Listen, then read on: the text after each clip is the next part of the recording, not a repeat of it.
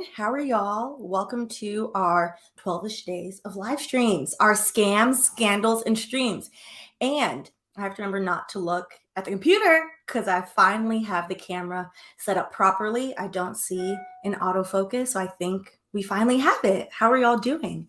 We are going to do a part two, essentially, of Bishop Lamar Whitehead, since he has been arrested on charges of fraud. And this is very interesting because some of the things that he is accused of, we previously discussed. So we are going to get into all of that. Let me know if y'all can hear me. I have the mic hooked up. I have the camera hooked up. I feel very professional right now. This is amazing.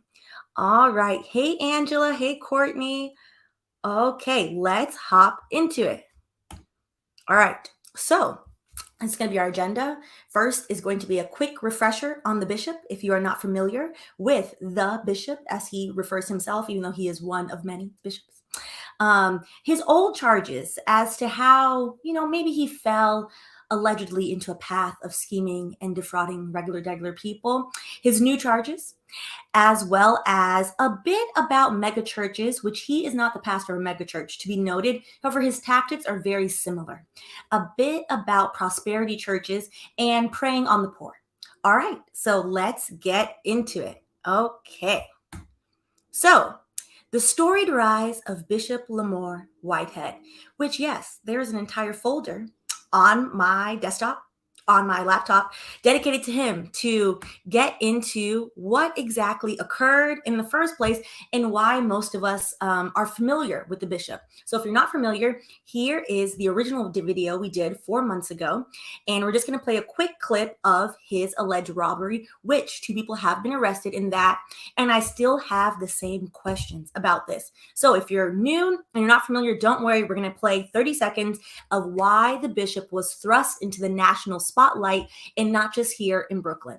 Okay, 1 second. Let me remove me and we'll go ahead and play this.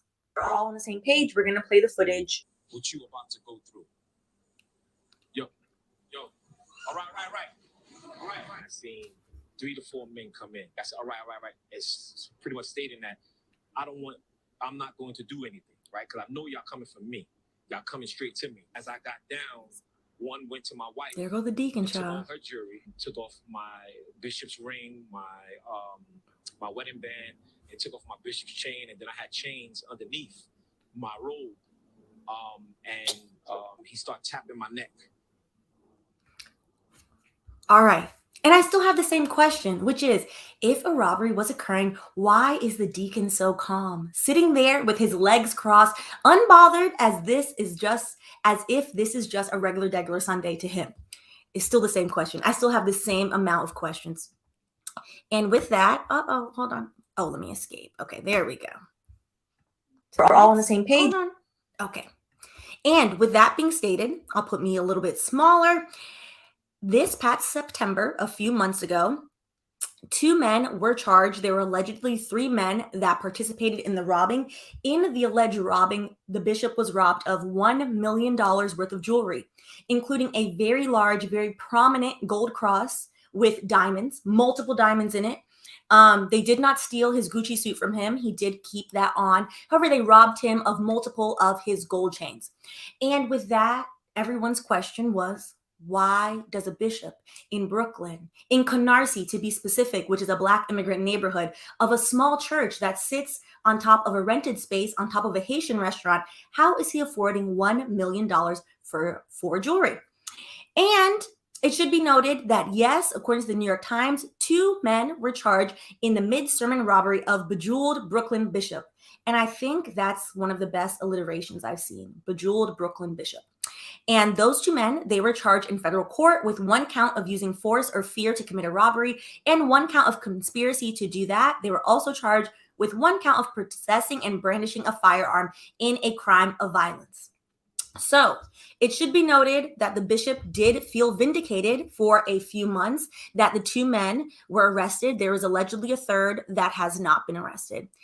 And what is interesting in this case, because I still have the same questions, it has not come out, which a lot of people's thoughts, including mine, were maybe he knew a little bit about, what went on with his jewels. It was always giving a performance, to be honest. And I still believe that it was always giving a performance. And specifically, one of the interesting things about his church, he preaches the prosperity doctrine. Again, if you're not familiar with Brooklyn, that's okay. Brooklyn is largely, well, what used to be Black Brooklyn, largely a working class and middle class Black neighborhoods across Brooklyn, a lot of working class Jewish neighborhoods as well, a few Russian neighborhoods, specifically the Black neighborhoods in Brooklyn. A large amounts of them are large Black immigrant, poor Caribbean neighborhoods, specifically Canarsie, where his church sat. He rented the church. These are not rich people rolling up in the Rolls Royce like you see in Atlanta going to church. It's not that. This is your aunties, the people that sell you oxtail, the patty lady, things of that nature, to which he continued to tell them to start their offerings, their 10% at $5,000 to $1,000 every week. And I find that to be very interesting. To sow their seed and prosperity would find them if they at first gave him money. And one of the most bizarre parts of his story and his rise to national bejeweled stardom was that he alleged that he was good friends with Mayor Eric Adams. And it was more than an allegation, because at first, Mayor Adams, in all of his interestingness, did claim Bishop for a long time, but most recently, after the charges, it is alleged that Mayor Adams has not spoken to him in a while. And you know what? It takes one to know one. So that's all I'm going to say about that. Now, ID theft, fraud, prison, the wild life of a bishop robbed at the pulpit. So, what exactly did the bishop do before he was a bishop? And this has been a point of contention the minute that he was allegedly robbed, and he was robbed on live stream because he live streams all of his sermons, which in today's age is not that I would say not that novel. That's what people are doing. People are attending church at home. Okay, that's normal. It is the way in which he reacted to the alleged robbery that everyone had questions about. Like, okay, you don't look that afraid. Like, how does everybody know that you're wearing all these things? Like, this is interesting.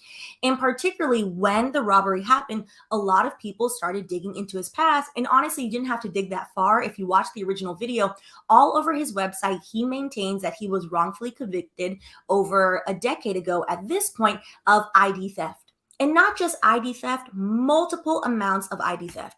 He never apologized for what he was convicted for. He has never decided that, you know what, I've changed my ways, I've done better. He has always maintained that he is a good, honorable man of the cloth. And this is him, which went on for many months, of him reenacting his alleged robbery. This is him in one of his Gucci suits. He has a propensity for Gucci. He loves Gucci suits, reenacting his robbery. So, yeah, quite fascinating. And I thought it would be interesting and useful to go through his original charges to kind of see a potential pattern of behavior. And with that, I think it should be noted, people can, of course, change their life, do better things. That starts with acknowledgement that you have wronged people. He has maintained to this day that he has never done anything wrong. So I don't particularly see anything happen. So 10 years after his conviction, he was convicted and sentenced for 5 years in prison for specifically one count of the scheme to defraud in the first degree, one count of attempted grand larceny in the second degree, 13 counts of identity theft in the in the first degree, and 2 counts of identity theft in the third degree. Years later, after he served his time, he then sued the state, the superintendent, to state that he received ineffective assistance of counsel and that all these charges were wrong. And based on the evidence, I'm pretty sure the charges stuck for a specific reason. So, essentially, from that case, the petitioner, which is Bishop Whitehead's conviction arose out of a fraudulent loan scheme, is very much similar and very much giving, what is her name from Real Housewives, that she is currently being accused of, and she's going to have her sentencing, I believe, this month or next month. I'm remembering her with the cornrows. No, it is not a Black woman. What is Salt Lake City? I'm forgetting her name right now. Y'all will remember in 2 seconds. It's similar to that. The bishop's conviction arose out of a fraudulent loan scheme. The trial established that the petitioner exploited his former girlfriend, Valerie Rodriguez, who had access to personal identifying information through a computer check. Jen Shaw, yes, thank you. It's very similar to that. It's similar. Valerie Rodriguez, who had access to personal identifying information through a computer credit check program at a Barron Honda car dealership where she worked. The scheme involved creating fake email accounts and voicemail boxes using stolen identifying information, filling out fraudulent loan applications, and using these loans to obtain vehicles. These are not allegations. This is old charges that he's convicted of. This has been proven beyond a reasonable doubt multiple times. Starting with back in 2005, this is old school fraud, by the way. We're talking voicemail, we're talking beepers. In 2005, Detective Gabrielle learned that the petitioner, which is Bishop Whitehead, had been arrested in Manhattan while riding the motorcycle purchased in Miss Marcalle's name. Miss Marcalle was a woman who received a call stating, "Hey, your loan has been approved." And to which she was like, "What loan? I didn't apply for a loan. I don't know what you're talking about. What loan?" To which she went to the police. So if you receive anything stating your loan has been approved, this, that, or the next, and you have no idea what they're talking about, immediately report that, because identity theft is so common in the United States as well as around the world, but particularly in the United States. And once they ruin your credit and get a hold of things, if you don't fix it within a certain amount of time, sometimes, unfortunately, you're on the hook until the bank fixes it for you. So he was arrested riding a stolen motorcycle, riding the motorcycle he purchased in her name with the loan that he got via his ex-girlfriend. The same month, Detective Gabrielle traced a phone number on the sales purchase documents to AeroBeep and voicemail services. Again, this is old school fraud with the voicemail and the beepers. A business that provides customers with phone numbers and mail receiving services. He asked for a list of accounts associated with that number, and in July of 2005, he recorded that the petitioner had an AeroBeep account. So Lamore Whitehead had the AeroBeep account, and that several phone numbers used in fraudulent loan applications were opened under other AeroBeep accounts. For example, an account in the name of John Wilson purchased 10 numbers, including the one that was included on the motorcycle sales agreement under Maria Marcalle's name. So yes, he was using AeroBeep and the beeper to purchase motorcycles when he felt like it, purchased other things, to which he was caught and convicted, and has decided that all these years later, he did nothing wrong. The Southern District of New York has other thoughts, or East, I think he was in Eastern District, has other thoughts on that. So this is who AeroBeep is. They don't really exist as AeroBeep anymore as we've moved on with the technology, but essentially it's a voicemail service. Okay, so because I love the fashions and because there's a redeeming quality in everyone, I would say Bishop's one redeeming quality is that he loves gaudy fashions. So shout out to him and his gaudy fashions for 2 seconds, which on the left, I believe is this Fendi or Gucci. He likes anything with a print in all gold. I feel like that takes a very specific type of person to rock all gold in the foil gold. So there's that. There's his wife as well, who's not facing any charges. I find that interesting because usually the spouse usually knows 9 times out of 10. And on the right, which I'm very sad that he didn't have a good picture with I believe this is Gucci. I'm not familiar because I cannot afford, so I stay in my lane and stay in my pay grade. This is Gucci in the green Gucci. It looks great. Okay, so now that we have shouted out his fashions, onto his current charges. Now, this was released by the Southern District of New York today. So we are timely today. And essentially, he is being charged with 4 different charges. We're going to go through that. And y'all know I can't see this at all. Hold on. He is accused of defrauding one of his parishioners out of her retirement savings, which we've actually spoken about her before. So we're going to go play that back again. Attempting to extort and defraud a businessman and lying to the FBI. Because again, one thing about Bishop, he's going to say whatever he wants to say. So specifically, this is what he is charged with. 2 counts of wire fraud, 1 count of extortion, 1 count of making material false statements, aka lying. The last one, he could have just told the truth and not had that charge. Unnecessary. So the wire fraud each carries a maximum of 20 years in prison. The extortion carries a maximum sentence of 20 years in prison. And lying, making material false statements, particularly to the FBI, carries 5 years in prison. My math is not that great, but that's a maximum of 65 years in prison. Yep, that's right. Lord have mercy. Now, specifically, what exactly did he do? The first thing he did is something we've talked about, and we already knew that allegedly he did, which was defraud, allegedly, Sister Pauline. Sister Pauline Anderson, who was an elderly Caribbean woman, out of her entire life savings, which is the most trifling behavior. So that is what the wire fraud is for. And we're specifically going to get into what exactly he did allegedly with her money. So now, currently, justice for Sister Pauline, she is finally the FBI is essentially going to prosecute him for her. I looked up her civil case because she sued him for her $90,000 as well. That is still pending in court in Kings County. So hopefully she gets her restitution and her money back. And I'm sure this all has been very stressful for her. The second thing is he allegedly, one of the things we covered in the first video about Bishop is essentially when everyone started questioning him, where'd all this money come from?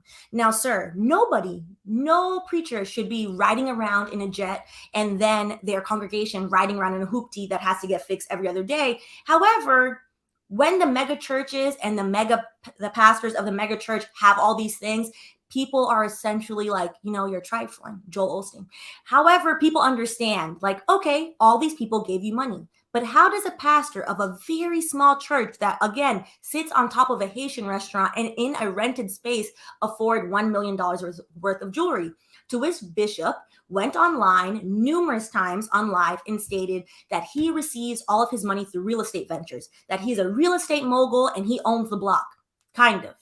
To which, upon some digging, some of his properties are in foreclosure, and some of his properties, I'm not sure if he ever owned them, to be quite frank. And in those business dealings, allegedly, he asked this other businessman, for $5,000. When the businessman refused to give him the $5,000, he then proceeded, according to the Southern District of New York, extort the man for $500,000. If he was not going to invest $5,000 with you, why would he invest $500,000? His math might be worse than mine because that doesn't make good sense. All right. Now let's get into this specifically. So I'll let you all see that and then I'll lean in really quick. So the second charge is regarding Bishop Whitehead allegedly extorted a businessman for $5,000 and attempted to convince the same businessman to lend him $500,000. And this part is what I found really interesting. He told the businessman he would give him a stake in certain real estate transactions in return for favorable actions from the New York City government, which the bishop knew he could not obtain.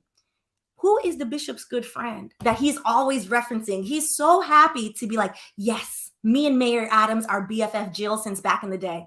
To which Mayor Adams is now like, sorry to that man. Never seen him, never heard of him. I don't know that man anymore. That's very wild. This very wild thing to tell somebody, give me this $500,000 or I'm going to go tell my government friend, allegedly.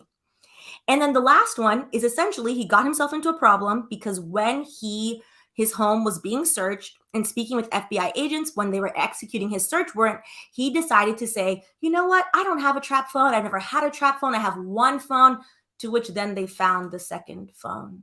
So that's lying to federal agents, which gets you 5 years maximum in the federal penitentiary. All right, so we've covered wire fraud before, but I don't think we've ever gone through the definition. Wire fraud is essentially any type of fraud where you have done it. You have conducted the fraud digitally. You've conducted it either by the wire, radio, or television. So those types of scams. And it's exactly the same thing as mail fraud, but through the digital medium. So that's essentially what it is. So according to 18 U.S. Code 1343, whoever having devised or intending to devise any scheme or artifice to defraud or for obtaining money or property by means of false or fraudulent pretenses, representations, or promises, transmits or causes to be transmitted by means of wire, radio, or television communication in interstate or foreign commerce, any writing, signs, pictures, sounds for the purpose of executing such scheme or artifice shall be fined under the title or imprisoned not more than 20 years or both. This is specifically to Mrs. Anderson, to Sister Pauline Anderson, when he took her $90,000 out of her retirement account and told her that he was going to use it for investments to help her purchase a home because her credit was not so great. And then extortion. So this is between him and the businessman. This allegation of extortion is the use of force or threat of force to obtain money, something else of value, or services from a person is often known as the criminal offense of extortion. Now, the specifics of this, they were not in the Southern District of New York press release, but once this, I mean, if he had sense, he would plead out and not go to trial. But once this proceeds throughout the courts, we will know specifically what exactly he did to allegedly extort this man. Let us continue. All right. And just so we know exactly what happened with Mrs. Pauline Anderson and her case, this is from the original video we did discussing her civil case. So now essentially she is being represented finally months later by the federal government, and she will likely receive restitution if he has the money left. I mean, that's probably an important caveat. I wouldn't be surprised if there are more instances of what we're going to talk about besides this one lawsuit. This is just one person who decided to file. One of his parishioners, Miss Anderson, filed a lawsuit against him in the amount of $90,000, claiming that her credit was bad and that since he was such a real estate guru, he had actually helped her son find housing, that he was going to help her buy a house. Which we saw this practice happen with Andre Leon Talley, God rest his soul. If you'd like to watch that video that we did about him and his housing situation, where friends of his, because he had bad credit, friends of his allegedly helped him purchase a house. According to him, the friends then reneged and said, we never helped you purchase anything. It's our house. You happen to be renting for 20 years and customize the house to your taste. It's very much giving that. So according to Miss Anderson, Bishop took her $90,000 and in return promised that he would find a home for her, renovate the home, and give her $100 a month to live on. $100 a month in this economy in New York. What was she going to do? Eat patties every day? Miss Anderson alleged in paragraph 30 of that lawsuit, Mr. Whitehead fraudulently induced Miss Anderson to liquidate her entire life savings to pay him the investment of $90,000, promising to use the funds to purchase and renovate a house for her. Miss Anderson had materially relied upon the representation of Mr. Whitehead, the bishop of the church, that he would invest the funds in a home on her behalf, because he was a supposed man of the cloth and had previously helped her own son secure housing for himself. So according to the lawsuit, he allegedly took her $90,000, her entire life savings, to make a down payment on his palatial estate in Saddlebrook, New Jersey, because living in Brooklyn was giving him white refrigerator vibes. The house specifically being a large palatial estate with an in-ground pool with a waterfall, outdoor fountains, hot tub, gym, and wine cellar, among other luxury amenities. It is located in the upper-class neighborhood of Saddle River, New Jersey, one of the highest per capita income neighborhoods in New Jersey. So he want to live in New Jersey, but then preach in Brooklyn to people who most likely won't report him because, again, immigrants specifically report crime less. Anybody who is specifically targeting the people who make us oxtail, the people who faithfully serve us Jamaican patties, the woman who kisses her teeth and then refuses to give you extra gravy on your curry goat, doesn't sit well with me. Comical irony of this is Miss Anderson only found out that he purchased this $4.4 million estate because he accidentally emailed her own son with a contract of his new estate. How are you going to allegedly scam and be sloppy? Pick a struggle. Now, mind you, this estate is the same home that after this story broke, investigators showed up at his alleged house in Saddlebrook, New Jersey, but they found a notice on the door, a notice that he had defaulted on the $4.4 million loan. And it has now been shown by other articles that he does not live in that house anymore because he cannot afford it, most likely, and lives in another palatial estate that's a bit smaller, only 5 bedrooms.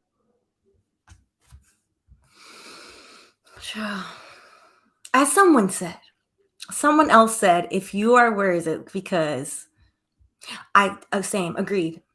Not Golden Crust, though. I'm just going to say Golden Crust is not. Golden Crust patties is frozen sometimes, and I don't appreciate that. This is how I feel. Angela, there should be a special corner in hell for folks who defraud the elderly. Exactly. Because here was Mrs. Anderson minding her business, Mrs. Anderson saving up her good money, which I think it's important. And in that video, I'm not sure if we went through the math, somebody of her age, well into her 60s, $90,000 is a decent amount of money, but that's not enough for her to actually retire and live off of. So for him to say, hey, give me your $90,000, she obviously needs housing. She wanted to purchase a house that would have went towards a decent sized house for her, probably in Canarsie. It wouldn't have bought her the whole house, but that would have been a great down payment. And then to tell her, hey, you know what? I'm just going to give you $100 a month, as if he's doing her a favor. And she only complained, mind you, when she didn't get the $100. Trifling. All right. And then we are going to end on this, because the bishop is not alone in his mindset that preying on the congregation is okay. And without completely, thank you, Wesley, without completely giving my very specific points about organized religion, there is, I think everyone can agree, this, regardless of what you believe, there is a specific issue of people. Oh, it's Fendi. So now that we have it correctly, because I can see it up good, it's a Fendi gold suit, according to him. There is an issue where we have allowed, and people have seem to think it's okay, the Joel Osteens of the world, that they should be riding in literal private jets, while people in their congregation or people in their community, literally during the hurricane, Joel Osteen refused for days to let anyone into his church, stating that the church was full, the church was under repair. He just didn't want what he perceived to be dirty people in his church. And that is highly problematic, in my opinion. All right. So let's get into some of these stats, which are alarming. 10 American pastors with private jets. It's what Jesus would do. And this is from a airline blog of someone who just loves airplanes. And specifically, they were like, you know what? I think it's really interesting that all these pastors own paid cash for these private jets. Thank you so much, Biomist. I appreciate you. So we're going to get into these names. I'm not familiar with all the names, but I'm familiar with some of them from back in the day, because my mom very much went through a period where she probably still believes in all of this.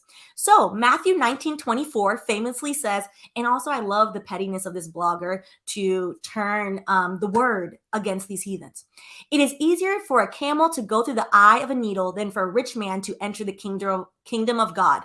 But they never said anything about private jets, right? Table of contents. So these 10 famous pastors that own private jets. In order, Kenneth Copeland owns a Gulfstream 5, Jesse Duplantis, Dassault Falcon 7X, Jerry Seville, Cessna 500, Joyce Meyer. I remember my mother loved Joyce. Loved Joyce. I have been to a Joyce Meyer, what do they call them, conference. It's interesting. Very interesting. I was not aware that Joyce Meyer owns a Gulfstream 4. If you're a millennial, your mom might have some Joyce Meyer books hanging around the house. Creflo $1, a Gulfstream 3. Why does Creflo have a Gulfstream? Joel Osteen, can't forget Joel. Of course, Joel has an Airbus 319. Paul and Jan Crouch, at least they're sharing, a Bombardier BD 700 1A10. I have no idea what that is. It's a flying craft. Pat Robertson, a Learjet 35, and Mark Barclay, Cessna Citation III. Interesting. But I bet you if you look around the congregation and the communities of these people, there are plenty of people praying and trying to believe prosperity doctrine that one day God is going to turn their hoopty into a Gulfstream. And, that doesn't really work like that.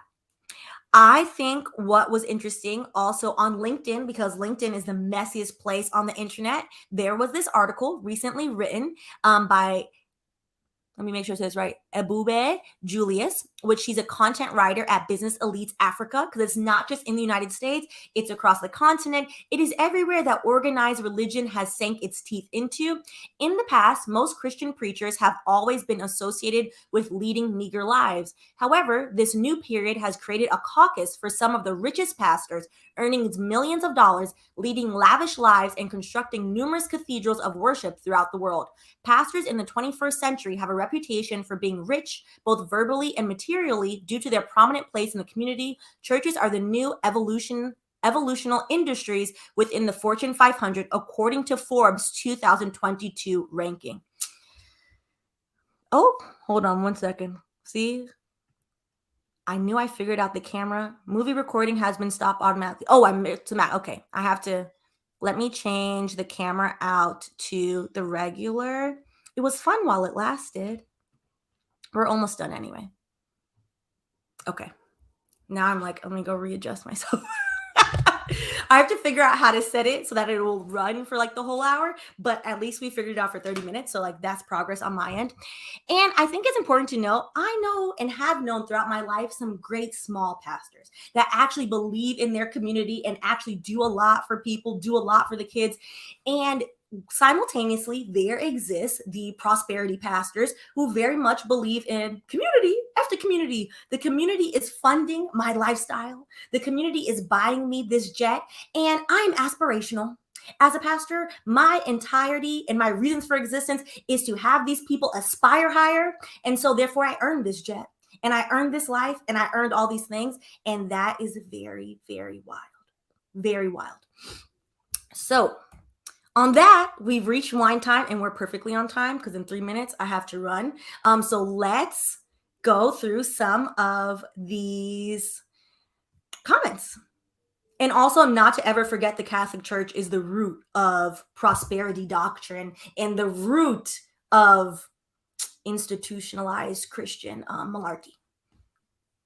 All right. So let's go through a few of the comments. Agree. Those evangelical preachers had Black people in a chokehold in the 90s. And I'm proud that of us that more recently people have moved away from just believing anything that this one person's charismatic person is saying. However, I would say, particularly in poor communities like in Canarsie, where Bishop Whitehead is preaching, if you look, I watched a few videos of his where you can see the audience. The audience is largely older women, and older women like Mrs. Anderson, who are more easily preyed upon. And that I find to be very alarming.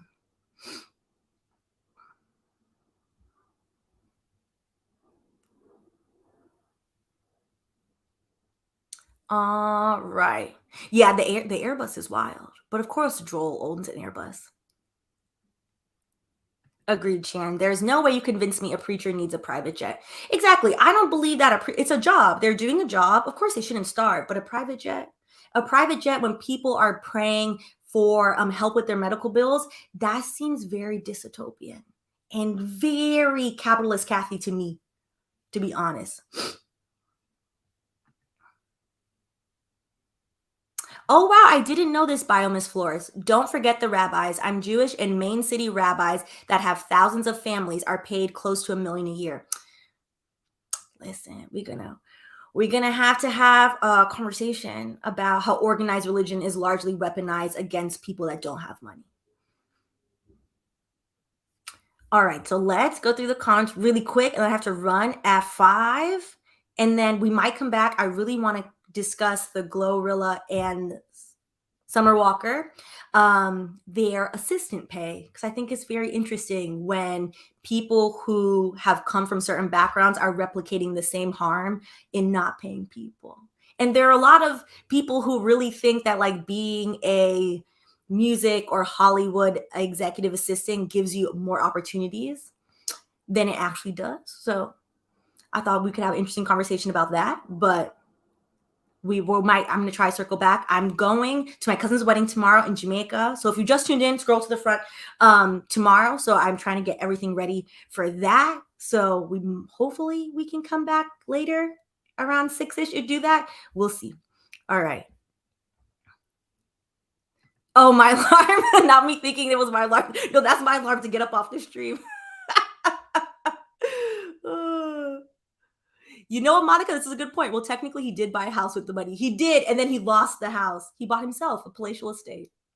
You're right. You are right. It's going to be very interesting to see what happens to him. It's going to be very interesting to see. All right. And on that note, I think we're going to close out because now my behind is late.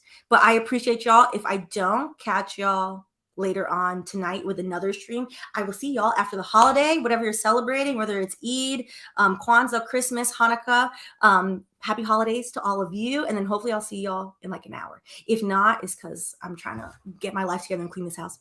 All right. I appreciate y'all, and I will see y'all later. Bye.